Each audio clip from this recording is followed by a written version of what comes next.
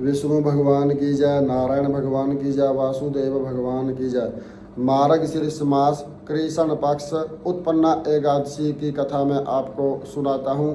ध्यान लगाकर सुनिए, भगवान नारायण जी का अपने मन में ध्यान करके कथा सुनिए, बड़ा आनंद आएगा। और इस कथा का बहुत ही महत्व है, क्योंकि मार्गशीर्ष कृष्ण पक्ष से ही एकादशियाँ प्रारंभ होती हैं, जो कि 26 प्रकार की हैं। वैसे तो 12 महीने में 24 एकादशी आती है, परंतु अधिक मास की 2 एकादशी आती हैं, उनकी भी कथा आती है, इसमें दी गई है पुस्तक में।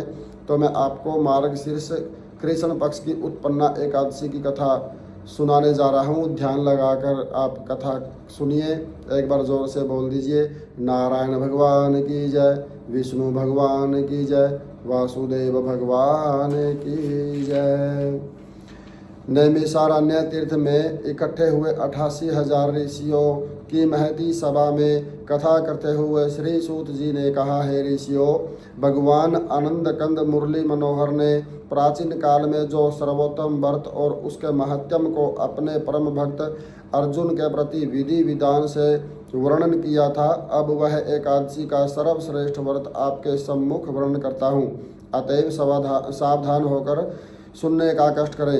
हे संतो, एक दिन का वृत्तांत है कि महाबाहु अर्जुन ने गांडीव धनुष को पृथ्वी पर रखकर हाथ जोड़ भगवान कृष्ण से कहा, हे भक्तों का भय हरने वाले केशव, आपने एकादशी के महत्म के जो वर्णन किया उसे सुनकर मेरी एकादशी व्रत करने की बड़ी उत्कंठ लालसा उत्पन्न हुई है।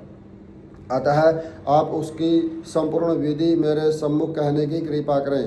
तब भगवान श्री कृष्ण ने कहा, हे अर्जुन, अब मैं आपके सामने सभी एकादशियों के नाम बताता हूँ, सो चित्त लगाकर सुनो। मार्गशीर्ष कृष्ण पक्ष की एकादशी से लेकर कार्तिक शुक्ल पक्ष की एकादशी तक 12 महीनों की एकादशियों के नाम इस प्रकार हैं, उत्पन्ना, मोक्षदा, सफला, पुत्रदा, षठतिला, जया, विजया, आमला, पापमोचिनी, कामदा, वरुथिनी, मोहिनी, अपरा, निर्जला, योगिनी, देवशयनी, कामिका, वामन, परिवर्तनी, पुत्रदा, अजा, पद्मा, इंद्रा, पापकुंसा, रमा, देव प्रबोधिनी और अधिक महा की पद्मिनी तथा परमा, यह एकादशियाँ कही गई हैं। हे अर्जुन, जो कोई मनुष्य एकादशी के उद्यापन करने में सर्वथा समर्थ हो, उसे केवल इन्हीं 26 एकादशियों के नामों का सच्चे दिल से उच्चारण करना चाहिए। तथा इस प्रकार जो पुरुष किसी विशेष कारण से एकादशी व्रत न कर सके, तो उसको भी इनके नामों का उच्चारण करना चाहिए, क्योंकि केवल इनके नाम मात्र से ही अक्षय पुण्य की प्राप्ति हो जाती है। इतनी कथा सुनकर भगवान मुरली मनोहर ने कहा, हे पांडुनंदन, अब मैं आपके सामने मार्गशीर्ष कृष्ण एकादशी की कथा कहता हूँ, सो ध्यान से सुनो। एक समय का वृत्तांत है कि महाबली मूर नामक दैत्य ने संग्राम में समस्त देवताओं को पराजित करके स्वर्ग के ऊपर स्वयं अपना अधिकार जमा लिया। तब इंद्र, वण, कुबेर, चंद्र, सूर्य और दिग्पाल दुखित होकर कैलाश पर्वत पर चले गए और हाथ जोड़कर भगवान शंकर से प्रार्थना करते हुए इस प्रकार कहने लगे, हे महादेव, हम सब देवता मुर नामक दैत्य से दुखित होकर आपकी शरण में उपस्थित हुए हैं, अतः उसे मारकर हम लोगों को सुखी करने की कृपा करें। देवताओं का यह वचन सुनकर भगवान जगतपति शंकर ने कहा, हे देवताओं, मैं उस मुर नामक महादैत्य को अभी मारकर आपको समस्त कष्टों से रहित कर देता हूँ, किंतु इस समय मैं घोर तपस्या में लगा हुआ हूँ। इसमें क्रोध और हिंसा करना सर्वथा अनुचित है। यद्यपि किसी भी तपस्वी को क्रोध और हिंसा भूल कर भी नहीं करनी चाहिए, परंतु फिर भी साधारण तपस्या में किसी अताताई को मारने में कोई पाप नहीं होता है। देवो, तुम मेरी शरण में आ चुके हो, अतः तुम्हारा युद्ध करना आवश्यक है, किंतु आपको भगवान विष्णु के पास क्षीर सागर में जाने का कष्ट करना पड़ेगा, जहाँ जाकर उनकी प्रार्थना करने से वह उस महादैत्य को अवश्य नष्ट कर देंगे।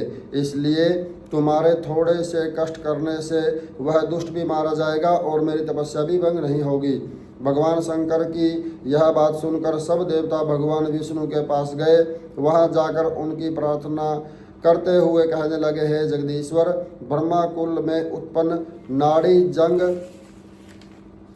नामक महादैत्य के पुत्र चंद्रवली नामक नगरी के अधिपति मुर नामक महाबली असुर ने संग्राम में सब देवताओं को पराजित करके स्वर्ग पर स्वयं अधिकार कर लिया है। अतः सभी देवता दिनों की तरह इधर उधर भटकते हुए अपना दुखमय जीवन व्यतीत कर रहे हैं। सो उस महादैत्य को मारकर देवताओं को सुखी करने की कृपा कीजिए, क्योंकि संसार में आपके सिवा भक्तों का कष्ट दूर करके उन्हें सुखी बनाने वाला स्वामी कोई नहीं है, इसलिए शीघ्र कृपा कीजिए।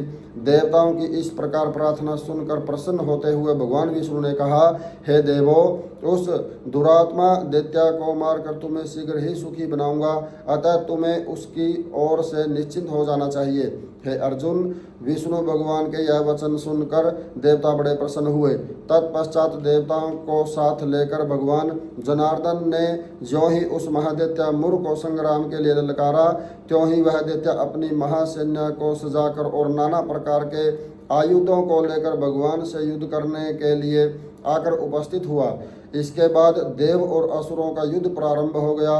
भगवान की कृपा रूपी शक्ति को प्राप्त करके देवता बड़े बलवान हो गए और असुरों को पराजित करते हुए उन्हें धरती पर सुलाने लगे।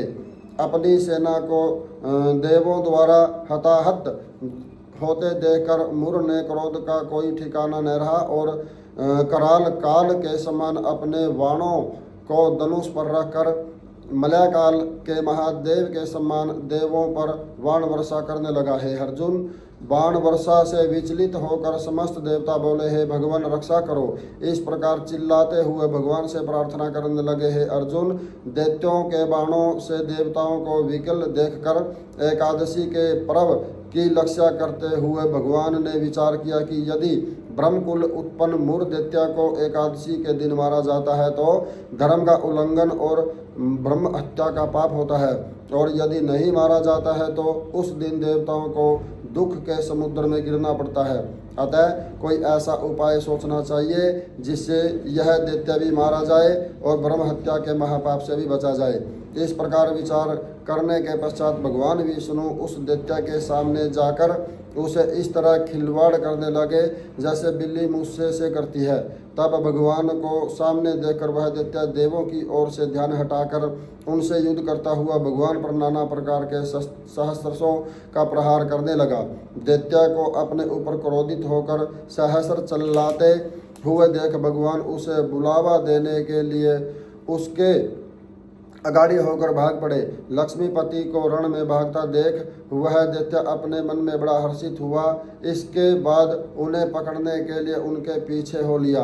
तत्पश्चात भगवान जगदीश्वर हिमालय पर्वत की एक विशाल कंदरा में चले गए और वहां जाकर देवों को अभय करने वाली अपनी शक्ति को प्रकट कर आराम से लेट गए। जिस समय वह दैत्य उस कंदरा में पहुंचा तो उस समय देखा कि एक अत्यंत मनोहर कन्या सब आयुधों को लिए युद्ध करने को तैयार खड़ी है। उस भगवती देव माया को देखकर वह दैत्य ज्यों ही उन्हें मारने के लिए दौड़ा, त्यों ही भगवती जगदम्बा ने तलवार से उसका सिर उखाड़ दिया। असुर पाताल में चले गए और देवता हर्षित होकर भगवती की प्रार्थना करने लगे। तदंतर भगवान लक्ष्मीपति ने अपनी शक्ति को संबोधित करते हुए कहा, हे कल्याणी, मार्गशीर्ष कृष्ण एकादशी को मेरे से उत्पन्न होकर तुमने मुर दैत्य का संहार किया, इसलिए तुम्हारा नाम उत्पन्ना एकादशी होगा। और जो कोई व्यक्ति श्रद्धा भक्ति से युक्त होकर तुम्हारा विधि विधान से व्रत करेगा वह अंत में सीधा मेरे लोक में जाएगा। यद्यपि तुझे तृतीया, अष्टमी, नवमी, चतुर्दशी यह तिथियां बहुत प्रिय है, परंतु यह एकादशी मुझको सबसे अधिक प्रिय है और तेरा व्रत करने वाला संसार में सबसे अधिक पुण्यात्मा गिना जाएगा। इतनी कथा सुनकर भगवान श्री कृष्ण ने कहा, हे कुंती नंदन, इस तरह एकादशी मुझसे उत्पन्न होकर संसार में सर्वश्रेष्ठ गिनी जाती है, तथा जो प्राणी एकादशी का व्रत करता है उसके समस्त शत्रुओं के सहित कष्टों का नाश होता है। मैं उसे संसारी सुखों से सहित स्वर्ग के सुख में प्रदान करता हूँ। अतः सुख, ऐश्वर्य, पुण्य, यश और मन इच्छा फल पाने को मनुष्य को अवश्य ही इस प्रकार एकादशी का व्रत करना चाहिए। इस एकादशी को निराहार रहकर दूसरे दिन द्वादशी को भोजन करें, किंतु द्वादशी के दिन मैथुन पतितों का साथ दिन में सोना, बार बार भोजन करना और मांस तथा तेल का सर्वथा त्याग करते हुए क्रोध और झूठ को त्याग देना चाहिए। तब शुभ कर्म करते हुए परमेश्वर का भजन करते रहना चाहिए। हे अर्जुन, इस प्रकार से जो श्रद्धा भक्ति से एकादशी के व्रत को करेगा अथवा इसके महत्व को सुनेगा, वह समस्त संसारी सुखों को प्राप्त करता हुआ वैकुंठ के अनंत सुखों को प्राप्त होगा।